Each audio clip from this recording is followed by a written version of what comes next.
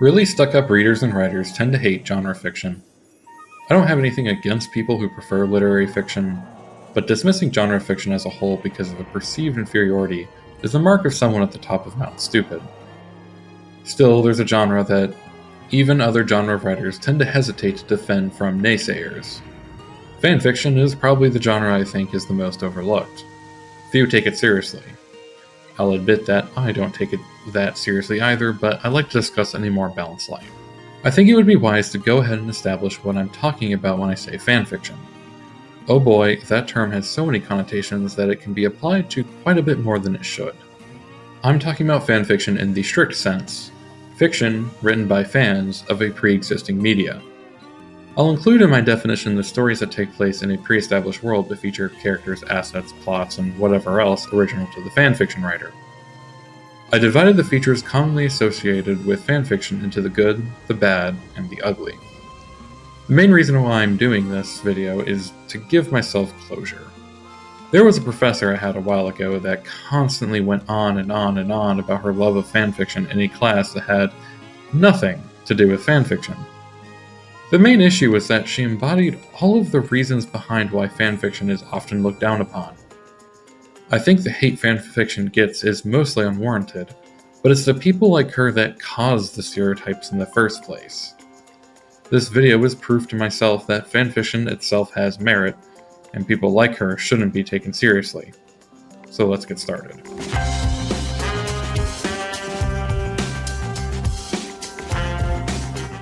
The first good thing about fanfiction is that it helps fill out a role fiction plays that is often downplayed by the more pretentious members of the storytelling community.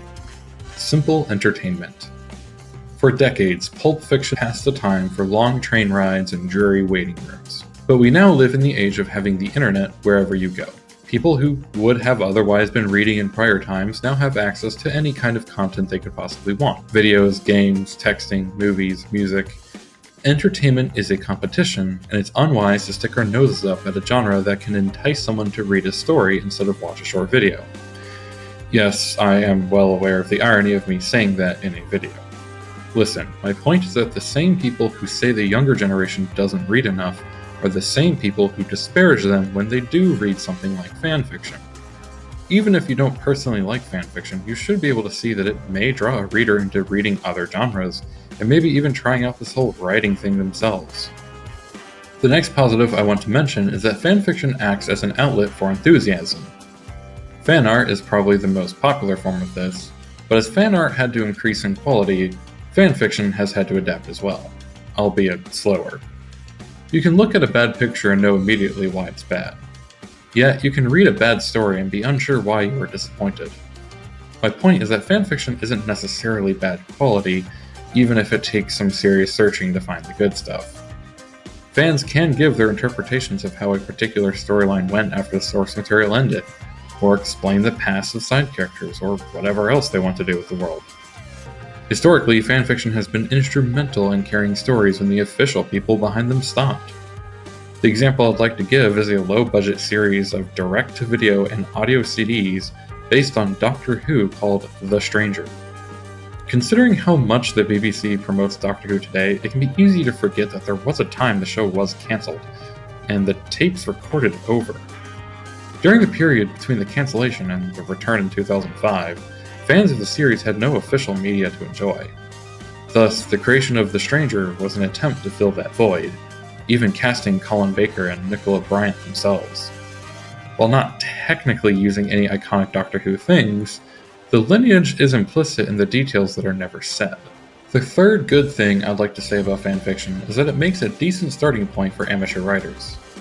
In what I've seen from a lot of writing workshops, the simple act of practicing writing seems to be somewhat missing. Writers often spend all their time planning and thinking about stories in their heads, and then when they finally sit down to write, the actual wording and execution falls short of what they imagined. I think it would be a good idea to recommend amateur writers to start with fanfiction, even if there are no plans to publish anything. That way, there could be time spent refining the finer parts of the craft. Spending a few years world building will do little good if during that time no effort was made to learn how to write dialogue, set scenes, lay out plots, draft, edit, ask for proofreading, and so on. Fanfiction can be done in the background. While you work on your own world building, you can borrow assets that are already developed and practice the actual putting words on a page. All of that being said, yeah, it's not perfect.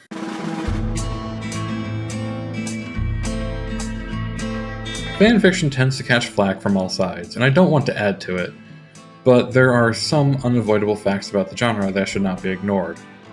Now, I'm not going to claim this applies to all fanfiction, and I'm also not saying the following issues are exclusive to fanfiction. I'm bringing them up because they are undeniably closely associated with fanfiction. Fanfiction's approachability is something I consider to be positive, but it comes with a catch: quality control. Here's the thing about more official works of fiction: there is a whole team behind each one. No work of fiction is better without editing, and anyone who says otherwise is foolish and should not be taken seriously. Let's take short fiction, for example. You have the writer, and they will do multiple drafts. The best draft will likely be read by knowledgeable people the writer trusts, usually other writers, and some changes will be made. Then the draft is submitted to a journal. If the journal sees potential, they'll accept it, and their editorial staff is going to read it and come up with their own suggestions. By the time the story is truly published and available to readers, it has been a collaborative effort that has spanned months. Sure, some bad stories get through, but it does filter out a lot of the lesser quality work, whether they spawn from low effort or low experience. Fanfiction, for the most part, lacks that process.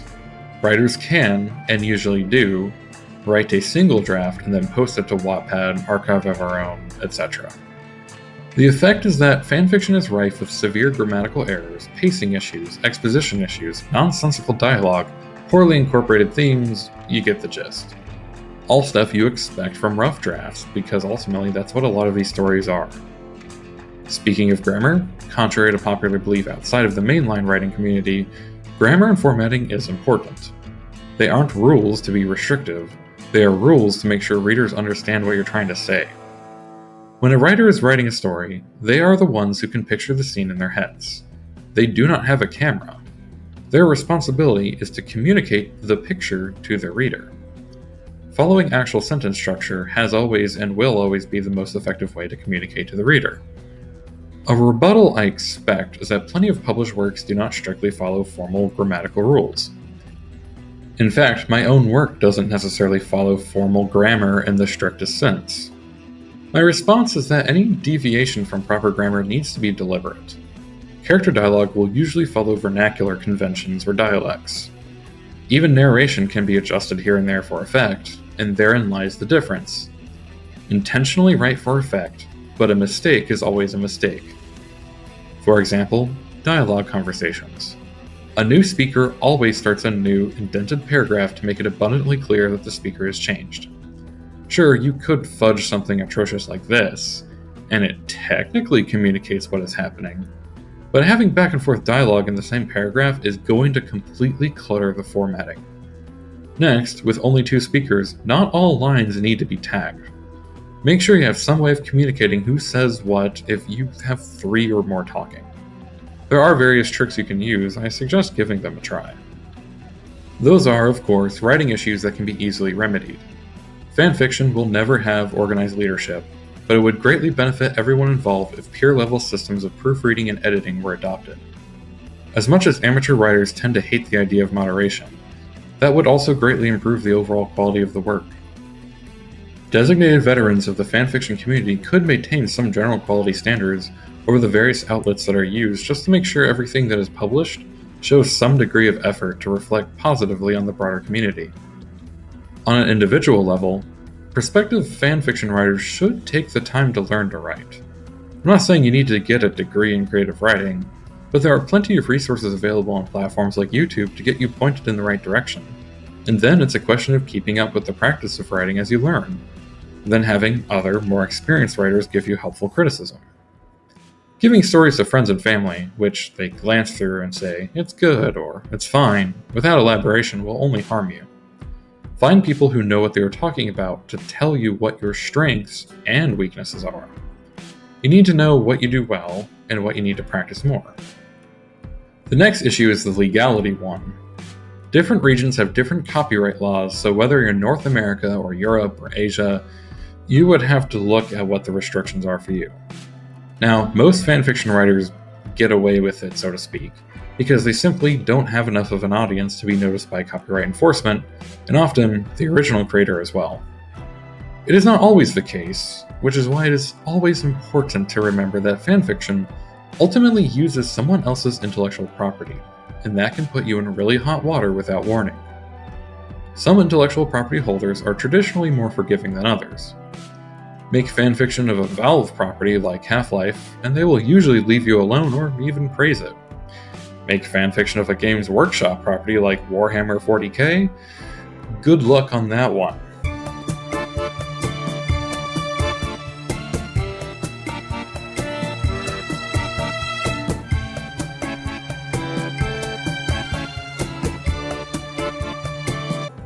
A good rule of thumb is to research who owns the property you want to write fanfiction of, and then see if they have a publicly available policy on what they allow. I'm willing to rag on the likes of Games Workshop and Nintendo all day on how they've treated fan projects, but ultimately, it is important to remember that they are the true owners of their assets, and they do have the legal right to make decisions regarding their use. While I disagree with how a lot of companies manage their copyrighted material, pounding at their gates with wailing complaints while also still buying their products simply isn't going to change their mode of operation.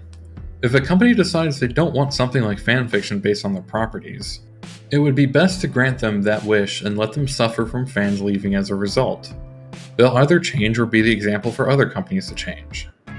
Which of course leads us to the ugly.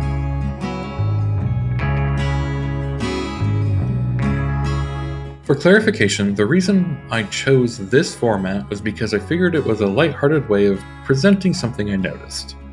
Negative stuff with fanfiction fell into two categories, with the first being issues with the writing itself, the second being issues with community management. The second chapter of this video was about the writing itself. This is the chapter on the community. Now, this is not an attack on the fanfiction community. In fact, it's a critique on a select few aspects of the community which need to be brought forward into the broader discussion as a way of making the community stronger. These issues are by no means exclusive to the fanfiction community, and in fact, they appear in every fan community. It's just that they are most visible in regards to fanfiction. Cleaning up these issues will give much better PR to fanfiction than it currently shoulders. Some of this comes from my own experience talking to fanfiction writers, but most of it also comes from a class I took in university. The class had nothing to do with fanfiction on paper, but it's all the professor talked about and graded us on. She embodied every single stereotype of fanfiction, so more than anyone else, my following criticisms are aimed at her specifically. This chapter has some of the complaints I've bottled up inside for a very long time. The first is a generalized disregard of the craft of writing. Issues like the grammatical errors mentioned earlier are expected of no barrier, no moderation ways of publishing, and that's why I suggested simple fixes to them. The real issue is a strange mentality that has been adopted. Instead of actually trying harder, a lot of amateur writers refuse to grow their skills and frame what is by all means a weakness as a way of fighting a nameless system. The weakness becomes protected by a stated idea that a writer can write whatever they want and no one else has the right to tell them otherwise. The idea grows to the point where any negative criticism is immediately shot down. Why improve your grammar when you can simply say grammar rules are pretentious? Why take feedback on how the plot can be improved if you can claim the critics simply don't understand your vision? Why take feedback on characters when you can simply say they represent some vague collection of beliefs? Criticism isn't an attack. An attack is an attack. Criticism is aimed at making the art better. As artists, writers take upon themselves the responsibility of representation through a new lens. Running from responsibility is only going to hurt the people you represent as well as ruin your own reputation. Character development is where I think the responsibility is most visible. Today, there is an increasing awareness of why fair representation is important. Fair is the most important part in that statement. Whichever group of people you believe in, they are not perfectly right. Whichever group of people you disagree with, they are not perfectly wrong. Where fanfiction has historically dropped the ball is that Without a strong peer-reviewed body and without any real editorial systems, a lot of amateurs fall into the hole of writing power fantasies.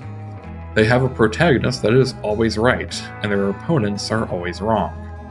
Amateur writers fail to realize the necessity to understand both sides of an opposition beyond strawman explanations. If you have a fictional cause that is supposed to be seen as good, you as the writer hold the sole responsibility of showing the readers why that is. It cannot be simply that it's the side the protagonist believes in, or that it is the just cause, or that the alternative is evil. Any allegiance must make sense through the eyes of the character who follows it. The antagonist can't follow an evil cause simply because they are the evil character. What experiences led them to choose that path? Why do they think they are right? The same questions must absolutely be asked of the protagonist as well. How does a member of the good faction know they are good? Questions like those are at the heart of the craft of writing. Every person on this planet is capable of imagining a power fantasy.